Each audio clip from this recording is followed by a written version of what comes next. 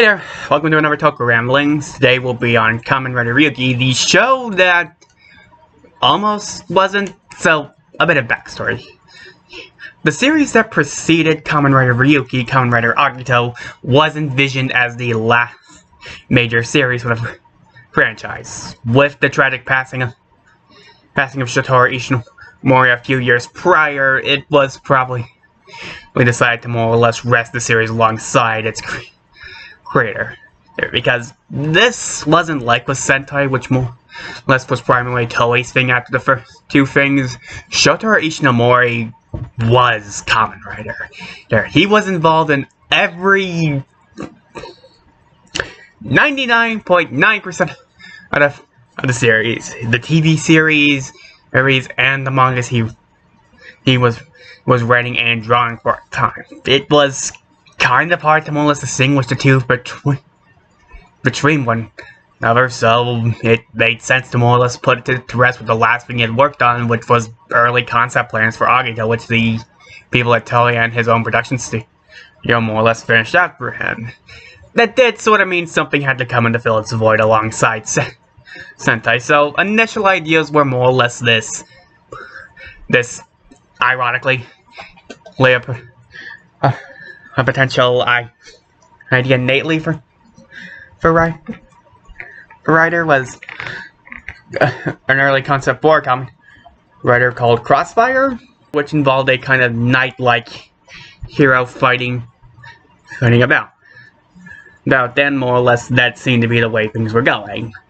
But okay. Sometimes history has a weird way of turning things.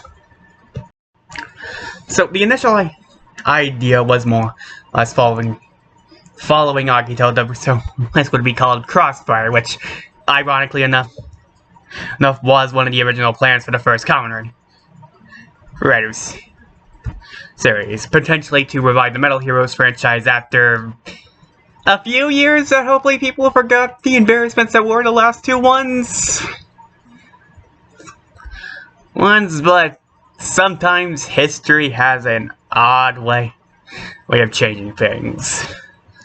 September 11th, 2001. Honestly, it's a day that most people should know. At this point, it's an event that forever changed a lot of things that the US does to I've read of people, like maybe one or two people who don't know or understand what it was. Well, in the early morning of the day 4 airplanes were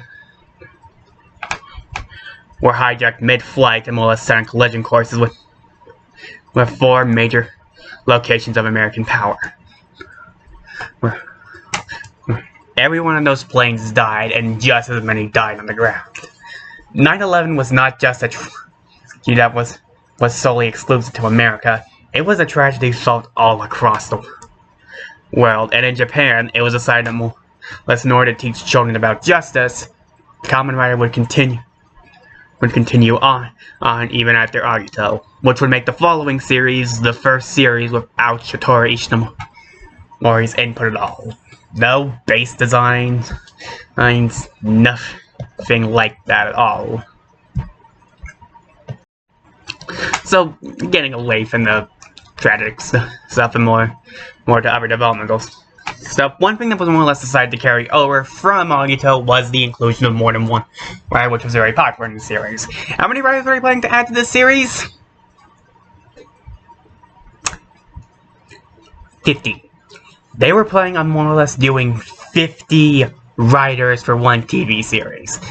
Thankfully, someone realized that more or less there was probably a lot of work for writers who likely wouldn't appear often in a single TV show, and so it was more or less decided to shrink the amount down to just 13.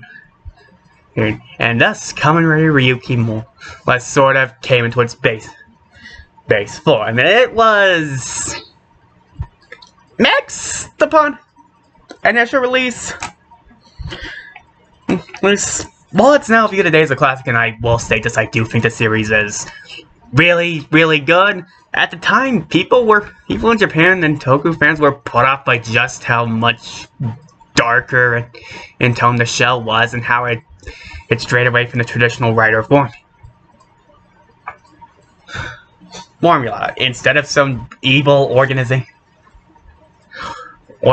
that our hero was fighting off, Ryuki's antagonists were writers themselves.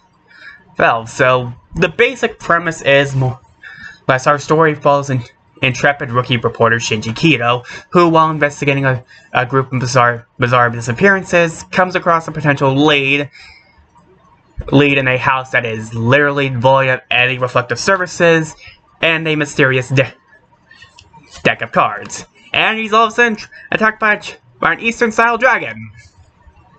Because that's the case. It turns out more or less the beast and a lot of disappearances are, and the cause behind the disappearances are mirror monsters. These creatures who exist in an alternate reality that more or less come over to the human world to fend them off. Shinji soon enough decides to more or less contract with said Eastern dragon that nearly tried to eat him to more or less fight against these, but that's not his purpose. Inadvertently, he finds himself now embroiled in the eponymous writer, or a conflict where more or less only one shall stand and receive a wish at the end of things. Learning this kind of the hard way when more or less after more or less saving the person who introduced him sort of this world, Ren Kiriyama, he proceeds to beat him up and nearly kill him because more or less that's just how this works. But Shinji, being the goody two-shoes kind of here he is, doesn't want to kill and more or less decides to not only fight against the mirror monsters, but potentially end the war before there are too many casualties from it. So Shinji not long after more or less contracting decides to more or less go alongside Ren as they make a promise to more or less fight each other at some point, and Yui the mysterious young girl who's more or less looking for her brother Shiro Kanazaki, who she believes is more or less the mastermind behind this writer, and the appearance of the mirror monsters, hoping to talk him down for more or less continuing this carnage, considering how many innocent lives it's pulling into it. So, despite the fact that more or less there are 13 writers in this show, really only 4 have any kind of major story prominence. The others do have roles in the story, but they're lesser. So, the 4 major writers are the aforementioned Shinji Kito as Kamen Rider Ryuki, Ren Kiriyama as Kamen Rider Knight, and who more or less has joined the war to more or less wake up his fiance, girlfriend. There's being from a coma caused by his own monster, and after that is less 2 later joins Shuichi Kitaka and a moral attorney who more or less contracted with a bull rider becomes Kamen Rider Zolda. And last but certainly not least is Takeshi Asaka, an escaped convict who the game's creator though Shiro Kanazaki has joined the war because, let's face it, no one was really going to be killing anyone anytime soon, considering who we had at that point between Shinji, Ren, Shuichi. John was more focused on just playing with other people's emotions, and Miyuki was the only ever decent writer at the time. So before we get to the main 4, let's go in order of death, starting with our sacrificial soup. Masashi Sudo just exists for 2 purposes. 1, to show that writers are going to be jerks throughout the series. This is not going to be everyone's a goody two-shoes. So there are going to be writers who are jerks, and some that will be outright evil like him. And 2, the consequences of breaking a contract, which ends with him being eaten. He really does not have much of a personality outside of just evil, corrupt cop willing to do whatever he wants to more or less facilitate his goals. His deck's probably the least interesting of the entire group, and he's just there for one singular purpose. His suit's also probably one of the weaker ones. June is less a sacrificial sheep because, unlike Masashi, he lasts more than 2 episodes and more less. The series sets him up as sort of this long-term threat alongside the Mirror Monsters. This conniving, arrogant, smug, rich brat who sees life as a game and is willing to kill anyone just to satiate his own ego. Go regardless of the care. We're all considering the fact that he is able to get out of prison despite what he did regarding a death game because of his parents' redness, and even sets up arguably the biggest conflict scene at that point. But he exists in the series with Takashi Asakura. Being the main villain in a spot like that is pretty hard, all things considered. So he ends up more or less that to make room for the actual long-term threat of the season. It's actually a pretty decent bait and switch that makes you think he's going to be one of the big problematic writers, and yet he is just a meat shield who is thrown away just as quickly. Following off of that, we have Ryuki, who is, in this case, a really solid piece of fresh air in the series, because if you haven't noticed, an issue with the series is that 90% of the writers in the series are more or less either an anti-hero / anti-villain or straight villain, with only really 2 writers to more or less be considered heroes: Shinji and Miyuka. Miyuka stands as a solid counterbalance to Shinji in the way that he's more pessimistic about things compared to Shinji's optimism because of his background as a fortune teller and more or less how things go and how they never turn out wrong, even the bad ones. He wants to end the Rider War, but he knows that something's maybe a lot harder than Shinji because people are a lot more difficult than you think they are, especially with a prize like that just jingled in front of them like toy.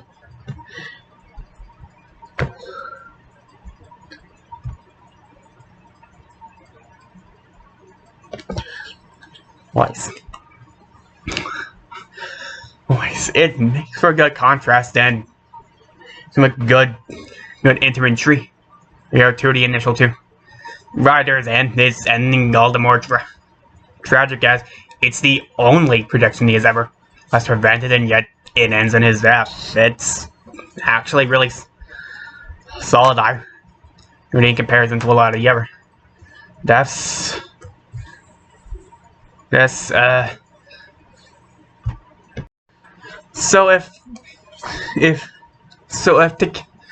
I read that more less a lot of ways that Takeshi Asakura is best representative of classic shonen villains, very specifically and deliberately made out to be as evil as possible, and most notable of you should not like this person. Whereas more or less Tojo, our Kamen Rider Tiger, is meant to be more in line with a lot of more modern villains, affably evil and nice initially, but shows his true colors innately as despite his good intentions of wanting to be a hero, he just becomes just as bloodthirsty as Asakura does, as he just blindly murders his friends out of the belief that it'll make him a hero, not considering the fact that really he does no heroic actions. Most of his time is sneak attacking so many of the writers and assisting in their deaths. That's even his own mentor, who more or less taught him that, yeah, good idea. I'm doing that as someone who is clearly not the most mentally stable,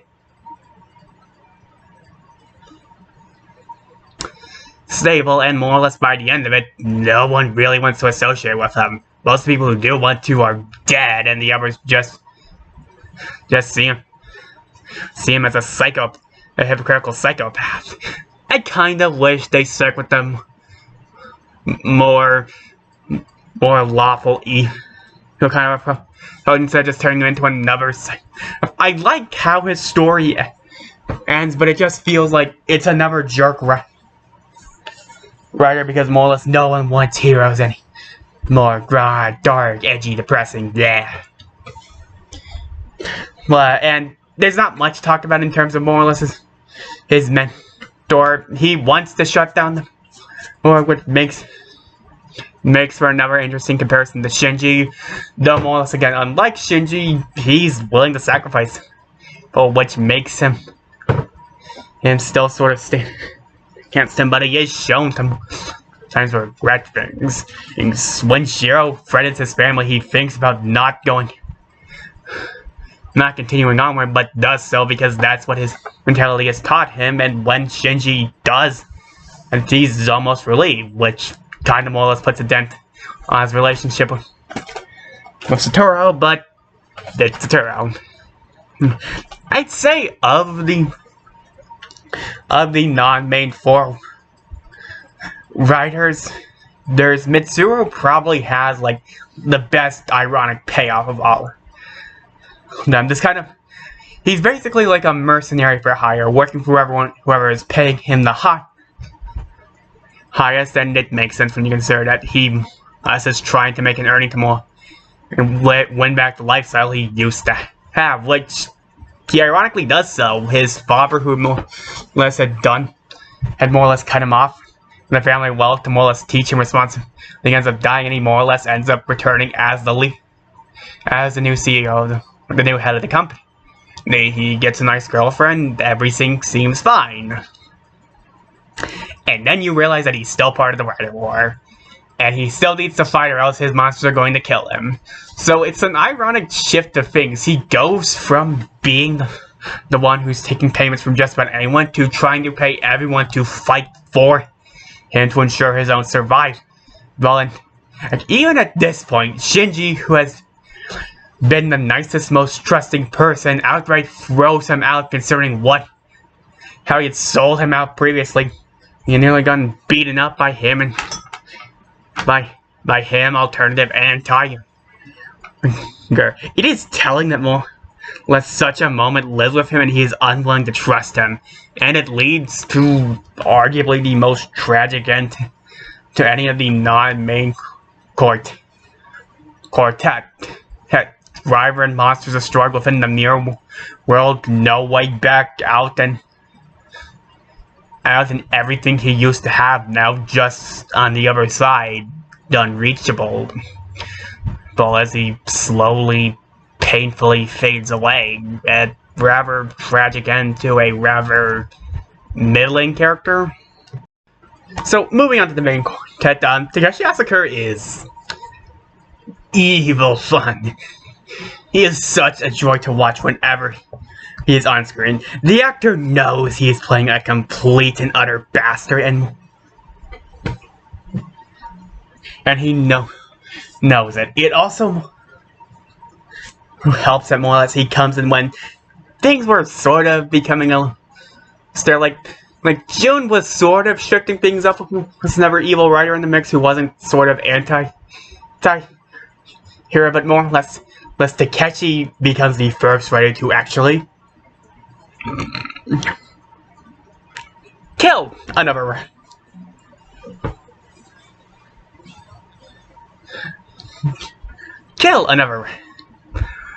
writer. It really more or less sets stages for what's going on, and more less Masashi Sudo and Jun Shibara, they were just preludes to what kind of depravity the Shiro would pick to more. Let's go into this war.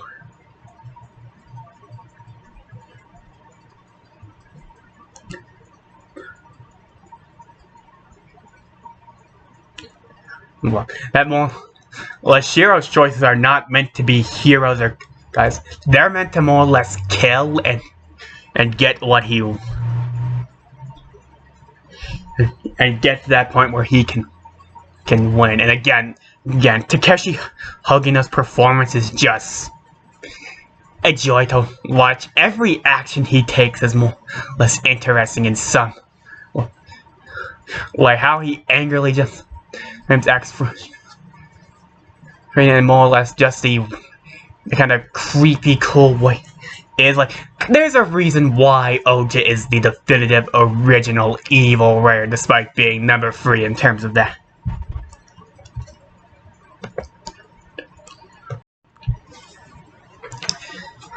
On first glance, Shuichi Kitaku, what kind of comes off as like a potential next evil. He's this vain, self-absorbed, arrogant dick who more or less is an amoral attorney who wishes to just live off other people. Even less things seems pretty selfish for just wanting to live forever.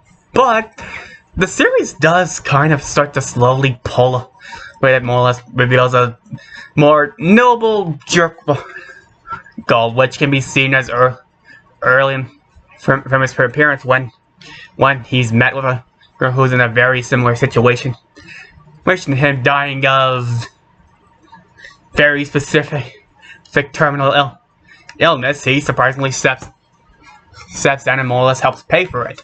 When a former secretary comes by and claims that she is also dying, they go on a date. Even he had said no. Heck, even by the end, when Shinji goes on his attempt to more or less be more like the other writers, he initially doesn't go to fall to Shinji's only because he knows it's not. Don't get me wrong, he's a bit of an ass when but he at least fits more an anti-role as the series progresses, as he feels he has some film more or less stopping us. We're seeing is how he is the person who more or less allowed him to kind of get out. Now, Kataoka felt in this series like a three-dimensional character. We got to know who he was on the outside, and slowly got to know him as the series progressed and made him a lot more human in a way. Anywho, on to the main character, Ren. I know you might think Shinji, but more or less when you think about it, he's the first rider we see transformed. He gets his ultimate power up first, and he's the last rider standing at the end of things. Shinji might be quote-unquote the main character because he's more or less new to the situation, but Ren is essentially kind of the one who sort of helps push the story and more or less he more or less comes off. We more or less see innately a very cold, serious, straightforward person who wants to win the right war for a very specific reason, to save his girlfriend. Must be from more or less her Kamen, which could slowly kill her. He doesn't even reveal that to Shinji, and most just comes off as an aloof ally. But as the show does, it's shown that more or less he's not that as willing to more or less kill as he does. Early on, when Kataoka makes Shinji believe he killed Zelda, who he made him believe was his own servant. Goro, instead of letting Shinji just die right then and there, he actually stops him from fully just laying around waiting for his monster to kill him and exposes Kataoka for his lie. More and more the series shows him as wanting to be friends with Shinji, but more or less pushed by his desire to save his fiancée from her fate, and arguably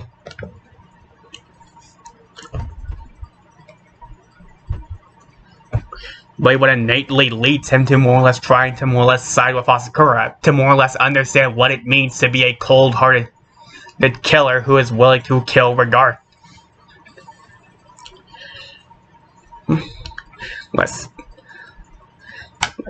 He makes for the best kind of secondary writer, the perfect counterpoint to the main writer, where Shinji is optimistic, kind, and Ren is more stoic, serious, and gold. And that honestly makes him and one of the defining examples of a secondary writer. He is arguably one of the best written characters of the show of how his story plays out and how it ends right at the hospital. Now, Shinji fits the very mold of like a traditional writer here. Good, kind-hearted, all-loving hero who's willing to more or less help people and save the day. In any other series, he would more or less be hero, but here he is kind of more or less the because more or less he comes off as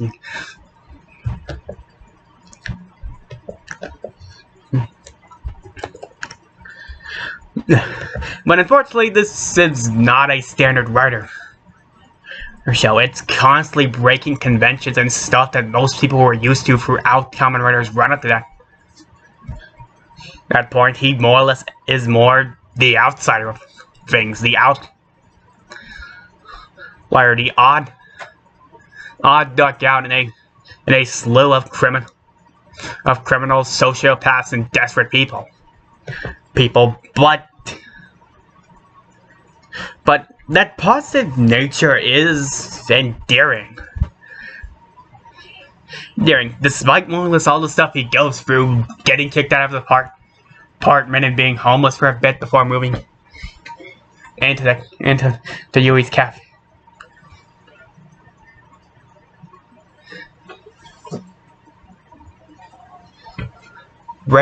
Hey, come on, that's what he learns as a writer, or near this end, and all the death he's seen throughout it, and more. And even innately, while the others do see his kindness as odd and a weakness, most notably Shuichi, when it's revealed that the trick that was played on him, he's not angry at Katalka for the lie he pulled on him. He's just glad that Goro is actually alive and not dead. That he's confused at it, but Ren just states, well, he's different from us. This is an actual decent person. And when near the end of the series, his optimism starts to break because of what the end of the writer word could mean, that there is no winner, drives him to potentially try and be more like the other writer, seeking out fights in order to more. Let's do that. That even without real true desire of his own for a wish. It's only in the end when he's near death. Oh, what's up? Spoilers, he dies in the penultimate episode that he finally finds something to fight for. Destroy the mirror world and save people from more or less becoming food. Ryuki feels like the perfect place for Shinji's character, the outsider, the outlier in a war of hopelessness in this sphere, as the optimist to more or less be the hero that not many of these people would choose to be. So in terms of side characters, I feel like they're all really solid. Like the RA original crew does have their great moments, especially the editor there as a series near this end, when more or less the group realizes that Shinji's one of the writers, and more or less he has a talk with him about what it means. Hero, bro, and Reiko more or less has a lot of really good ones, especially dealing with Shui. It's also more or less one of those nice reality-induced moments when more or less, hey, maybe releasing a story, you're saying that there's monsters in the mirrors is probably gonna get you right off as a little Goro acts as a good moral compass for Shuichi in certain moments, and even serves as a great character, especially in trying to stop him from fighting, considering his progressively worsening health as the series goes on.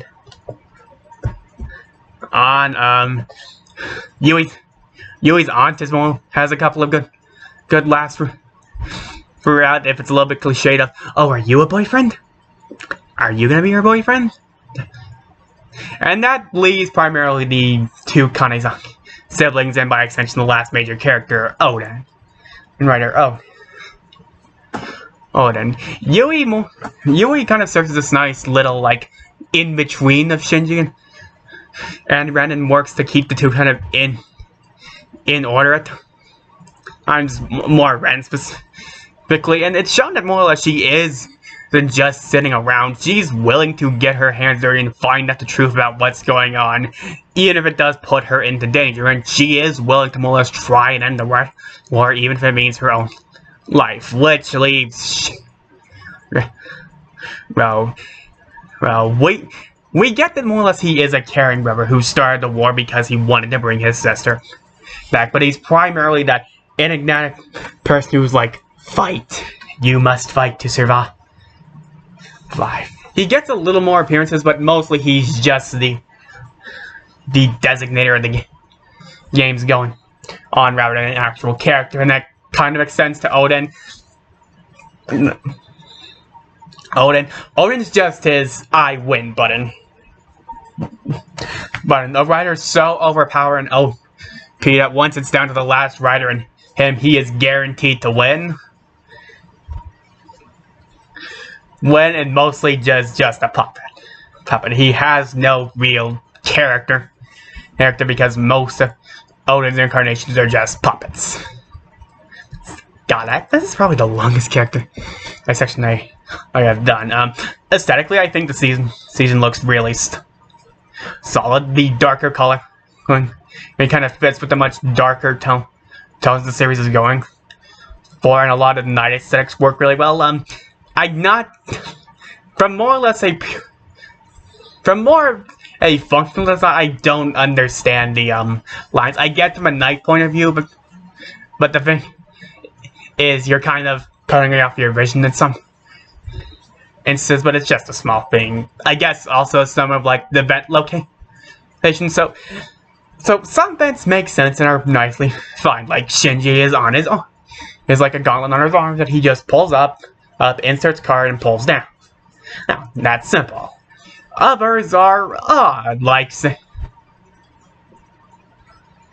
a guy who has it on his chest and always tosses a card right to it. I mean, that's a little awkward. I feel like that he somehow is able to just land it every time, but who knows? There was also some writers also have sirens, which also act as their vents, which makes some more odd than others. So like Zola's gun being his vent makes sense because that's his primary fire weapon and what he uses often. But both Oja and Knight have weapon vents, but they also have unique weapon cards for those vents, which more or less feels a little unintuitive, considering the fact that you need to hold both to use the cards. But outside that, I think most every writer does look really good. But the favorites being, I'd say, Knight, Oja, and Oden's, and like that Knight aesthetic that all of them are going for really gives more of a term and feel with a representative of each country. Like Oja has sort of a pharaoh aesthetic going for him. Knight, obviously, for Knight. Knight, apparently a Maximilian Knight for Guy, but I don't see it, and I haven't been able to really do that.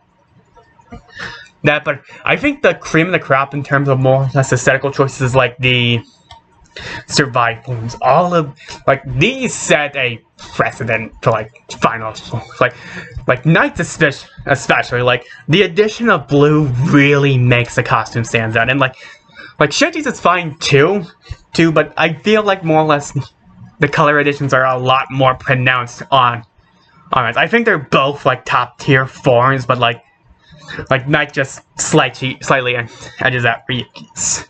The monster designs are fine, to say the least. That I'm kind of forgetting them because, like, this series is not about the monsters. This is a drama series about people fighting each other to answer one dream. The monsters are just there as something to fight at the end of episodes if we don't have any writers to fight at all.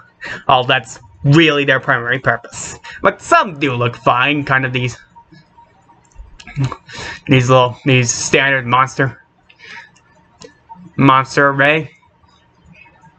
arrays from time to time, just nothing too memorable for me. Of course, this is also the early 2000s. We have early 2000s TV CG, which looks okay sometimes, not all the times, but you can tell from time to time what's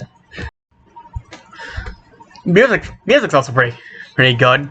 The kind of techno rock on display kind of matches the metal and man-made nature of the conflict on display. I kind of wish, like, the sounds for entering the meal, but in other things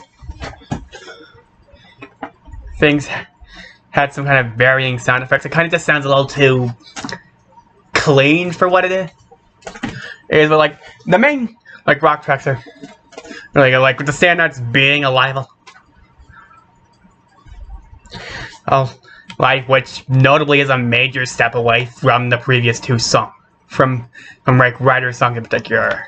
Like, a lot of them were more or less just about how awesome the hero was and how they were going to save the day. This is more focused on the themes that the show was aiming for and what the heroes for, rather than more or less just our heroes are awesome, they're going to save.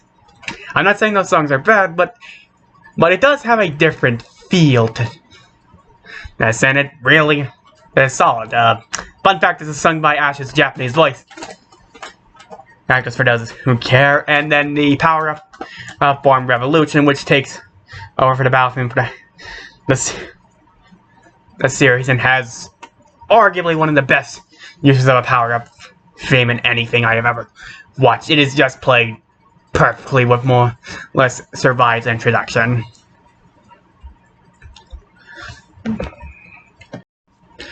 All in all, I'd say Kamen Rider Ryuki is an amazing series. It's not without its slight faults. I wish that there was a better split of writer types, which, not spoiling too much here, but I feel like Dying, which was a similar writer style, does a better job of more less balancing out the kinds of writers it has going on throughout its show, and some of the CG is a bit dated, but not too obvious, and I wish the whole 13 writers aspect was better implemented, but it's a solid overall drama series with really amazing characters.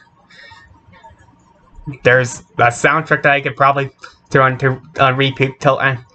And honestly, I can't imagine much of Rider looking the same if Ryuki wasn't released as was. I should note that at the time, more or less, as I stated earlier, Ryuki was more or less rather divisive amongst Toku fans for what it was doing. But more or less as the years have gone on, Ryuki's effect on the franchise is really noticeable. Well, this was the first show to make use of a collectible gimmick, which has gone on to me. The series has, depending on who you ask, used for evil or good, when there has been multiple. There's, for example, fan favorites like Kamen X8 have very similar setups for its main trio of writers, a good-hearted person, an anti-hero knight kind of character, and a kind of anti-hero / villain gunner.